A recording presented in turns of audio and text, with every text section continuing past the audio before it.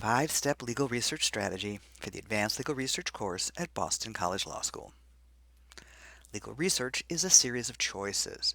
There are many valid ways to find the legal authority you need, but there is only one right place to begin your legal research. All legal research needs to begin in your head.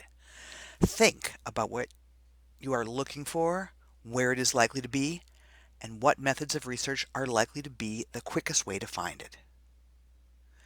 I find it helpful to have both a long-term objective and a short-term goal in mind at all times to help me stay on track.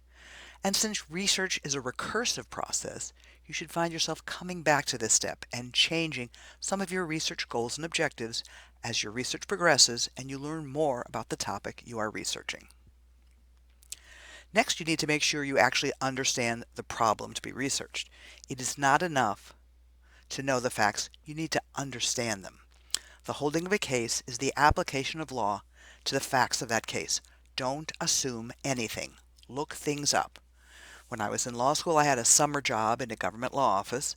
The attorneys couldn't decide whether or not to appeal a case that went against us because they couldn't figure out why we lost. Reading the record, I concluded that the judge had made some assumptions about things that our office had assumed he knew, but he didn't. You need to be a master of the facts, understanding them well enough to educate someone else, because you just may have to do that. You also need to understand the legal terms used. Legal terms often have very specific meanings in certain situations. For example, the word substantial means very different things when you are talking about substantial compliance rather than substantial evidence. A good source for this is a legal dictionary, like Black's, which is on Westlaw, or Ballantines, which is on Lexis. These legal dictionaries don't just give definitions for words, they give citations to cases that define these terms legally. You also need to know enough general legal principles to know what areas of law you will be looking into. For example, you need to know that the parole evidence rule is really more about contracts than evidence. You need to know that jurisdiction usually correlates to geography, but sometimes there are choice of law issues that go beyond that.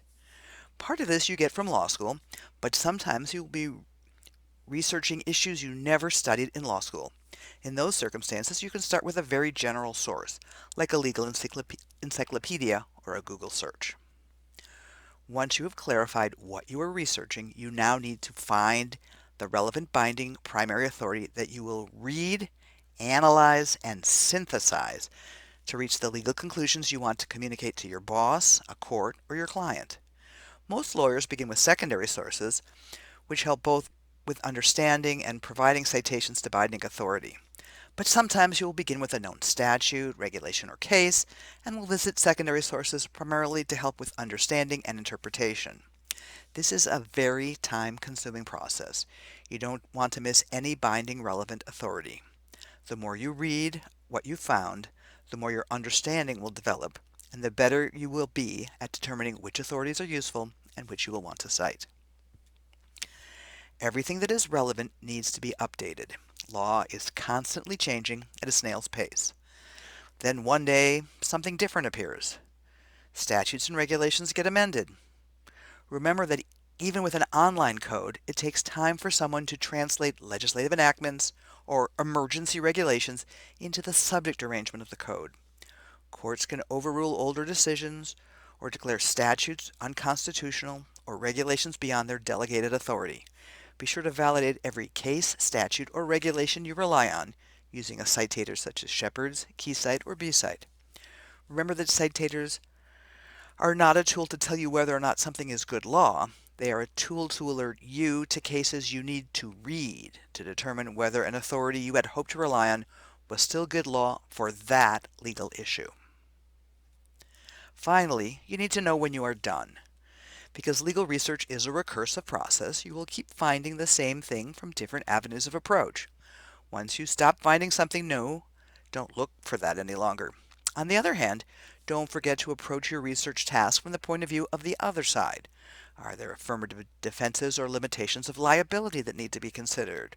Are there jurisdictional or procedural issues that need to be addressed? I suggest starting to write when you are about 3/4 done with your research. Then you will have a better idea where the holes in your research are and which topics you've already fully researched. This way you won't waste your time researching things you don't need, and it will be easier to know that your research is complete.